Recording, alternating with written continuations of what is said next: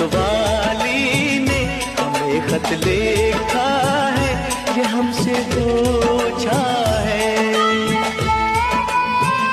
किसी की सांसों ने, किसी की धड़कन ने, किसी की चूड़ी ने, किसी के कंगन ने,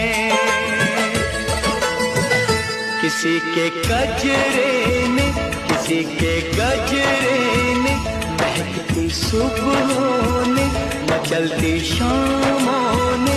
अकेली रातों ने, अधूरी बातों ने, तरसती बाहों ने,